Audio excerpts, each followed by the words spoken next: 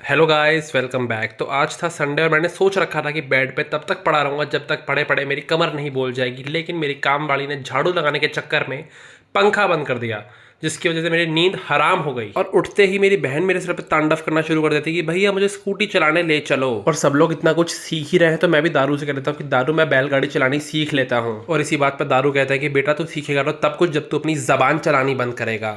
और उसके बाद हम पहुंच जाते हैं उस खाली मैदान में जहां सारे के सारे अंगूठा छाप ड्राइवरों का मीटअप हो जाता है। और आज सभी लोग तमीज से ड्राइविंग कर रहे थे तो किसी की भी किसी के साथ टक्कर नहीं हो पाती है। और उसके बाद जैसे ही हम वापस गली में आते हैं, मेरी बहन कहती है गली में तो स्कूटी मैं चलाऊंगी। तो ये हरकत देख के कि इतना बड़ा हैवी ड्राइवर आज गली में आ चुका है, पूरा मोहल्ला अपने अपने घर में दुबक के छुप जाता है। उसके बाद गौरिका मैगी बना रही होती है। उससे पहले ही हमारी काम वाली वहां आके कहती है मेरी मैगी में मिर्ची थोड़ी तेज रखना। मैं उसे कहता हूँ कोई दिक्कत नहीं है, काम वाम झाड़ू पहुंचा जाए भाड़ में, काम तो होता रहेगा यार, तुम पहले आराम से बैठो और मैगी ठूसो। उसके बाद मेरी बहन ने जो यूट्यूब यूनिवर्सिटी से खाना बनाने का कोर्स किया है, वो इतने सारे मसाले डाल देती है मैगी में, जो उसके हाथ में लगता है वो सब कुछ डाल देती है।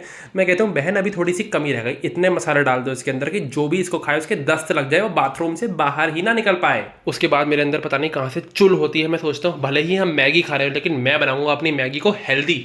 मैं उसके अंदर 2 अंडे फोड़ के डालूंगा और 1 घंटे की मेहनत के बाद रिजल्ट्स आपकी आंखों के सामने हैं। एक तरफ है साधारण मैगी और दूसरी तरफ है ये अंडे वाली मैगी। जो भी इसे खाएगा वो खून की उल्टी मारेगा। पहले तो मैं बहुत ही एक्साइटेड था, लेकिन मेरी ये खुशी 2 पल भी नहीं टिक पाई, क्योंकि 2 चम्मच मैगी खाते ही मुझे समझ आ गया था कि या तो ये इसे खाने के बाद मुझे उल्टी होगी या मुझे बवासीर होगा। और बहुत ही दिनों बाद अपने दिमाग का सही इस्तेमाल करते हुए मैंने उस मैगी को डाला पन्नी के अंदर और गांठ मार के उसे फेंक दिया कूड़ेदान में। उसके बाद मेरे अंदर बहुत सारी हिम्मत आ गई और मैं रोड पे ही निकल पड़ा अपनी रील शूट करने के लिए। उसके बाद मोहल्ले में मेरी बहुत थू थू हुई, लेकिन मैंने भी सबसे कह लिया ज़रा थूक आ रहा है तो अपने बाथरूम में थूक हो जाके, यहाँ थूकने की कोई ज़रूरत नहीं है। ये सब करते करते ही दोपहर का टाइम हो जाता है और मम्मी घर वापस आती हैं। तो मैं कहता हूँ मम्मी, शरीफ घर के बच्चे इतनी देर तक घर से बाहर नहीं रहते।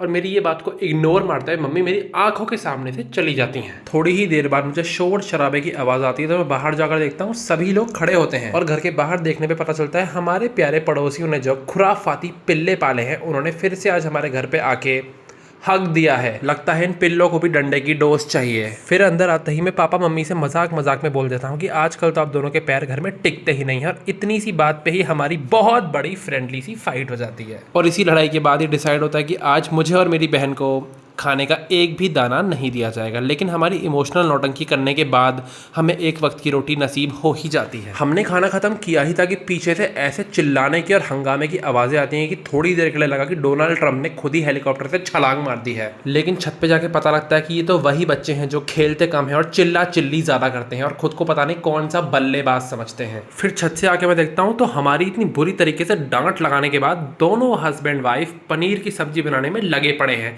तो मैं ये मौका अपने कैमरा से कैसे जाने देता। और ये सब देखने के बाद मेरा पहले से ही हिला हुआ मानसिक संतुलन पूरी तरह से बिगड़ जाता है। इसके बाद मैंने और मेरी बहन ने सोच लिया था कि अब हम इस घर में एक पल के लिए भी नहीं रहेंगे। लेकिन हम दोनों ठहरे गरीब, हमारे पास कोई दूसरा ऑप्शन भी तो नहीं था। और आगे जो कर्तव्यबाजी हुई है उससे एक्सपर्ट का दूर दूर तक कोई लेना देना नहीं है। लेकिन जिस भी इंसान को अपने हाथ पैर तोड़वा के व्हील चेयर पर झूला झूलना है वो इस स्टंट को अपने घर पे ज़रूर ट्राई करे। उसके बाद मैं अपनी बहन से पूछता हूँ बहन तुमने मुझसे क्यूट इंसान तो आज तक देखा नहीं होगा। तो वो मेरे मुंह पे नखून चलाने वाली होती है, लेकिन उसका नखून लगता है मेरे कान पे, जो कुछ 1-2 महीने पहले ही छिदा है। बताओ भाई साहब, जब भाई बहन ही ऐसे हो तो दुश्मनों की क्या जरूरत। ये सब करते करते आखिरकार हो गया था छत पे जाके तमाशा करने का टाइम। लेकिन इससे पहले हम कुछ कर पाते ये शैतान बंदर आ गया था बीचों बीच। उसके बाद जो मेरे अंदर का कुनफू पांडा निकल के बाहर आया है, मैंने ऐसी ऐसी लाठी घुमाई है ना कि 2-3 बार तो मेरे ही पीठ पे लग गई वो। इसी के साथ मेरी इज्जत का तो फालूदा हो गया था, लेकिन बंदर अपनी वहां से जान बचाकर भाग गया था। उसके बाद मैंने और मेरी बहन ने थोड़ी देर ओवर एक्टिंग करी, लेकिन हमारी ओवर एक्टिंग के 50 रुपए कौन सा माई का लाल काटेगा, क्योंकि हमारे व्लॉग्स तो देखते ही गिनती के 4 लोग हैं। ये सब करते करते ही हो गई थी शाम और हो गया था जिम जाने का टाइम। लेकिन आज था संडे और संडे में हमारा जिम बंद रहता है। उसके बाद भी मैं गया जिम वाले भैया के घर। मैंने कम से कम 15-20 बार उनके घर की घंटी बजाई, लेकिन उन्होंने मेरे से कहा बेटा अगर अपना घंटा नहीं बजवाना तो चुपचाप यहाँ से कट ले। और अंडे और मैं तो जन्मों जन्मों के साथी हैं और ज़्यादा दिन तक हम लोग दूर रह नहीं पाते, तो घर आते टाइम मैं ले आया था अपने खाने के अंडे। ऊपर पहुंचता हूँ तो मैं देखता हूँ मेरी बहन कर रही है चित्रकारी, वो अपनी कल वाली ड्राइंग कंप्लीट कर रही है। फिर मैं पास जाके देखता हूँ तो मैं कहता हूँ अब हुई ना बात, आज बनाइए तुमने गोरी चिट्टी लड़की, इसकी होगी धूमधाम से शादी, इसे ही मिलेगा सरकारी नौकरी वाला पति, इसे बराबर वाली काली गलूटी को नहीं। फिर मेरी बहन कहती है भैया अपनी इस रेसिस्ट बकवास से तो मुझे कोसों दूर रखना। उसके बाद हो गया ना खाना खाने का टाइम और मैंने बहुत दिनों बाद रोटी ली थी, लेकिन मेरी लालची भुक्कड़ बहन ने उससे पहले ही मेरी प्लेट में हाथ मार दिया।